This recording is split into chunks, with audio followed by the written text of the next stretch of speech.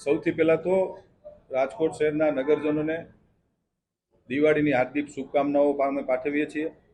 આવનારા એક વીક પછી જ્યારે દિવાળીના તહેવારો શરૂ થતા હોય ત્યારે રાજકોટ મહાનગરપાલિકા વતી આપ સૌને દિવાળીની હાર્દિક શુભકામનાઓ અમે પાઠવીએ છીએ।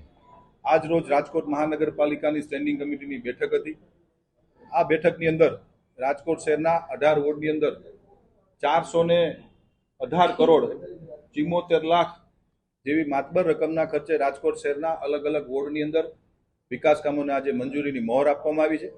કુલ 84 દરખાસ્ત હતી, એમાંથી એક દરખાસ્ત આવક હતી કોર્પોરેશનની, જે પ્રદ્યુમન પાર્ક જૂની અંદર જે કેન્ટીનનો કોન્ટ્રાક્ટ છે એમાં આવક અમને ઓછી દેખાતી હતી, જેથી કરીને અમે એ રિટેન્ડરમાં મોકલીએ છીએ। અને એક દરખાસ્ત છે એ વધુ અભ્યાસ અર્થે અમે પેન્ડિંગ રાખી છે। કુલ તમામ દરખાસ્તો જેટલી વિકાસ કામોની દરખાસ્ત હતી રાજકોટ મહાનગરપાલિકાના ભારતીય જનતા પાર્ટીના શાસકોએ આજે મંજૂરીની મહોર આપી છે।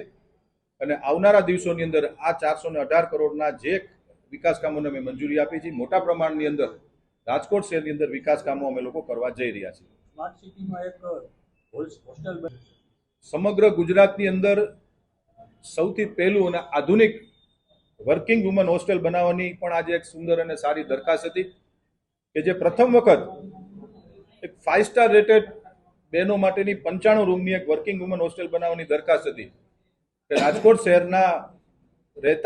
શહેરમાં કામ કરતા બહેનો નજીવા દરે વર્કિંગ વુમન હોસ્ટેલની અંદર રહી શકે એના માટેની દરખાસ્ત હતી, જે પહેલી વહેલી ગુજરાતમાં આવડી મોટી વર્કિંગ વુમન હોસ્ટેલ રાજકોટ મહાનગરપાલિકા અટલ સરોવર સ્માર્ટ સિટીમાં બનાવવા જઈ રહી છે એની દરખાસ્ત હતી, એને પણ અમે લોકોએ મંજૂરી આજે આપી છે। રાજકોટ શહેરમાં વારંવાર જ્યારે આપણે ભાદર નદીનું પાણી રાજકોટ શહેરમાં આપણે જ્યારે આવતું હોય છે ત્યારે એ પાઇપલાઇન ઘણા વર્ષો જૂની હતી અને વારંવાર પાણીનું બ્રેકઅપ આવતું હતું। આપણને સૌને ખબર છે કે હાઈવે ઉપર લાઇન તૂટવાના બનાવો બનતા હતા।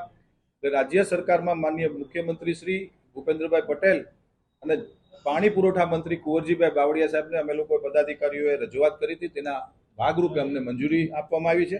અને ભાદરથી રાજકોટની કુલ 4 ફેઝની અંદર 126 કરોડ અંદાજિત ખર્ચે ભાદરથી રાજકોટની પાઇપલાઇનની મંજૂરી પ્રક્રિયાને પણ આજે ટેન્ડરને મંજૂરીની મહોર આપવામાં આવી છે।